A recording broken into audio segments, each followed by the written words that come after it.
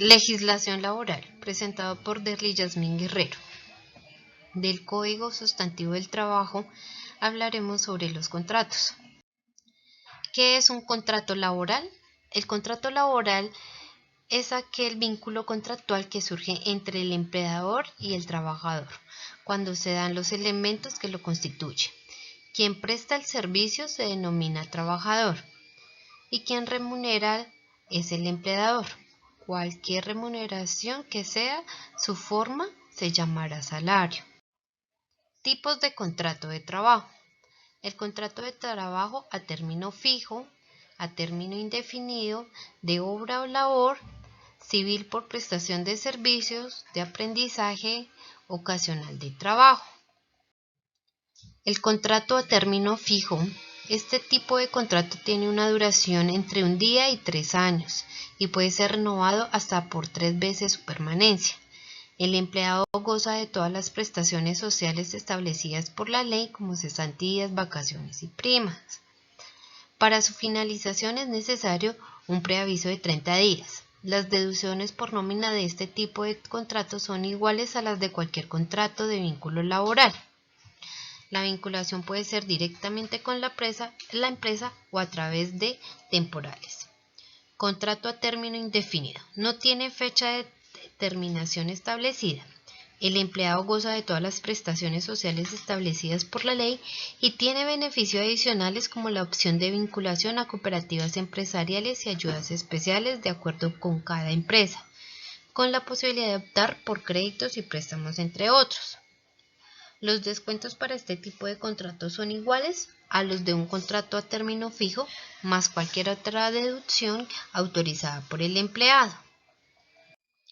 El contrato de obra o labor es durante una labor específica y termina en el momento que la obra llegue a su fin. Este tipo de vinculación es característico de aquellos que cumplan su labor una vez haya terminado el periodo. Este contrato es igual en términos de beneficios y descuentos a los contratos indefinidos y definidos por ser un contrato laboral. El contrato civil por prestación de servicios es la remuneración que se acuerda entre las partes y no genera relación laboral ni obliga a la organización a pagar prestaciones sociales. La duración es igual en común acuerdo dependiendo del trabajo a realizar.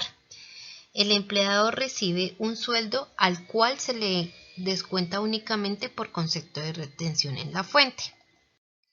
El contrato de aprendizaje. Este está enfocado a la formación de practicantes. La idea de este tipo de contrato es el aprendizaje y que el practicante se incluya al mundo laboral. La remuneración es llamada auxilio de sostenimiento y depende completamente de un convenio entre ambas partes donde el estudiante no tiene prestaciones sociales. El valor de la remuneración depende si el practicante es universitario o no. De ser universitario tiene derecho a un salario que debe ser superior o igual a un mínimo y si el practicante no es universitario tendrá como base de pago un salario por debajo del mínimo. El contrato ocasional de trabajo. Este contrato no debe ser superior a 30 días y debe ser por una labor específica diferente a las actividades comunes de la empresa. El trabajador recibe la remuneración acordada y al terminar no tiene derecho a ningún tipo de prestación salvo en caso de un accidente. La duración del contrato puede ser renovable sin exceder los 30 días del vínculo inicial. Las partes del contrato. Según el artículo 23 del Código Sustantivo del Trabajo, señala los 3 elementos que contiene un contrato de trabajo, que son la prestación personal del servicio. Es el trabajador que personalmente debe realizar el trabajo contratado, de modo que la ejecución del trabajo no puede ser delegada a un tercero. Quien debe elaborar es la persona contratada. La continuidad o subordinación o dependencia del trabajo respecto del empleador que faculta para exigirle el cumplimiento de órdenes en cualquier momento en cuanto al modo de tiempo o cantidad de trabajo e imponerle reglamentos, la cual debe mantenerse por todo el tiempo de duración del contrato. la retribución o remuneración del servicio. Este es un elemento común a todo el contrato bilateral y oneroso, donde por hacer algo se tiene derecho a una remuneración. La norma simplemente se refiere como un salario común retribuido del servicio, que es el pago que se da como remuneración a contraprestación por la prestación personal del servicio. Dice el numeral 2 del artículo 23 del Código Sustantivo del Trabajo. Una vez reunidos los tres elementos de que trata este artículo, se entiende que existe un contrato de trabajo y no deja de serlo por razón del nombre que se le dé ni de otras condiciones o modalidades que se le agreguen. Este es un ejemplo de un contrato indefinido, donde de acuerdo al artículo 22 tiene su denominación del contrato a término indefinido, los datos del empleador, los datos del trabajador, según el artículo 23, que contiene los elementos esenciales del contrato, que es la actividad personal del trabajador, la continuidad y el salario como retribución del servicio. ¿Cómo se clasifican esos contratos? Pues como ya lo habíamos visto, en el artículo 38 del Código Sustantivo del Trabajo hay un contrato verbal. Es donde el empleador y el trabajador deben ponerse de acuerdo. Primero, la índole del trabajo y el sitio en donde se ha de realizarse. Segundo, la cuantía y forma de la remuneración, ya sea por unidad de tiempo, por obra ejecutada, por tarea a destajo u otra, cualquiera, y los periodos que regulen su pago. Tercero, la duración del contrato. Contrato por escrito. De acuerdo al artículo 39 del Código Sustantivo del Trabajo, se extiende en tantos ejemplares cuantos sean los interesados, destinados uno para cada uno de ellos.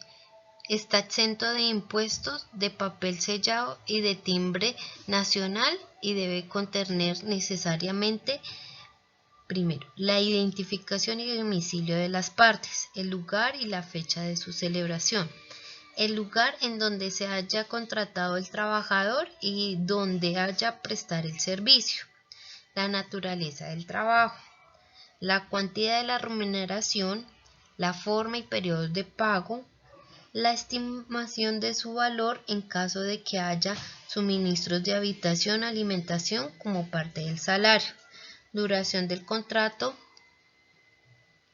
y su terminación.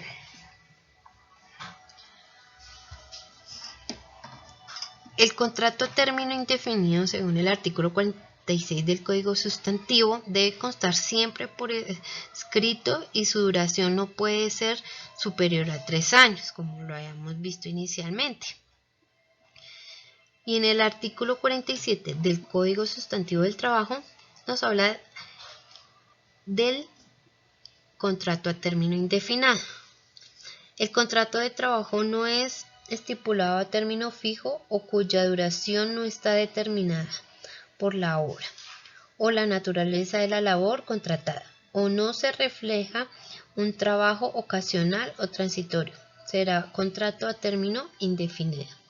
El contrato a término tendrá una vigencia mientras subsistan las causas que lo dieron origen y el material del trabajo. Con todo, el trabajo podrá darlo por terminado mediante aviso escrito con antelación, no inferior a 30 días, para que el patrono lo reemplace. En caso de no dar aviso oportunamente o de dar cumplido solo parcialmente, se aplicará lo dispuesto en el artículo del numeral 7 para todo el tiempo o para el lapso dejado de cumplir.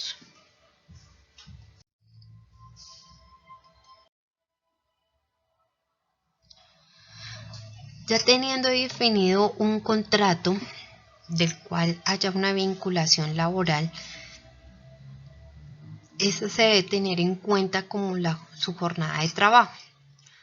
La jornada de trabajo laboral o tiempo de trabajo hace referencia al número de horas que el trabajador efectivamente trabajará una jornada al día, o la jornada de trabajo se debe diferenciar del horario de trabajo.